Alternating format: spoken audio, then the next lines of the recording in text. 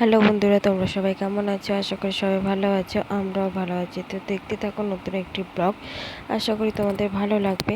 দেখো সকালবেলা 6টার সময় উঠে গেছি, আর উঠে যাওয়ার পরে বাসে কাজকর্ম সব কিছু সেরে নিয়েছি। সেরে নিয়ে এদিকে দেখো আমি ভাতটাও বসিয়ে দিয়েছি, কারণ স্কুলে যাবে 9টার সময়। তো তার মধ্যে আমাকে ভাত, তরকারি, রুটি সব কিছু বানিয়ে রেডি করে রাখতে হবে।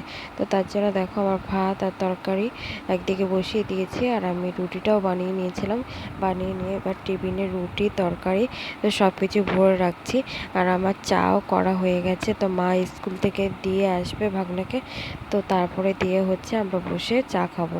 তো দেখো টিফিনও আমার রেডি প্রায় হয়ে গেছে। তো তারপরে মা দিয়ে আসবে, আসার পরে তারপরে দিয়ে আমরা চা খাবো। আর এদিকে আমি মাছটা ফ্রিজ থেকে বের করে রাখছি, কারণ আগে করে ফ্রিজ থেকে বের না করলে পরে বরফটা ছাড়তে চায় না, তখন কাটারও সময় হয়ে যায়, দুপুরে রান্না করারও সময় হয়ে যায়। তো তার জন্য দিয়ে ফ্রিজ থেকে আগে মাছটা বের করে রাখি। তো তারপরে মা আসলে আমরা চা খাবো। আর এদিকে দেখো মাছও বের করে রেখেছি। বের করে রাখার পরে বাবা আবার দুপুরবেলা দেখি আবার পমপ্লেট মাছ নিয়ে এসছে। তো 2 রকম মাছ দিয়ে তারপরে রান্না হয়েছে। আর এদিকে দেখো এদিকে আবার দুপুরে রান্নাও হয়ে গেছিলো। হয়ে যাওয়ার পরে খাওয়া দাওয়া করে শুয়েছিলাম। আবার এদিকে আজকে অনেক জামা কাপড় কাচা হয়েছে, তো সেইগুলো আবার একটু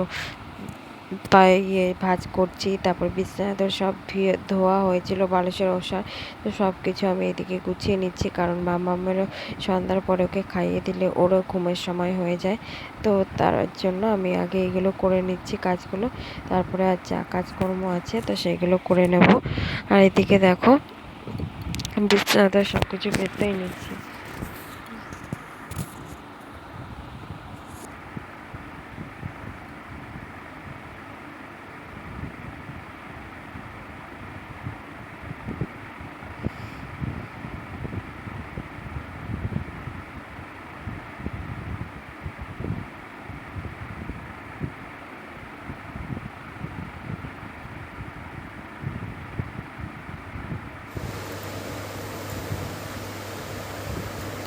এদিকে দেখো আমি জামা কাপড়গুলো ভাঁজ করে নিচ্ছি, কারণ অনেকগুলোই জামা কাপড় ছিল, তো সেগুলো আমি ভাঁজ করে নিয়েছি।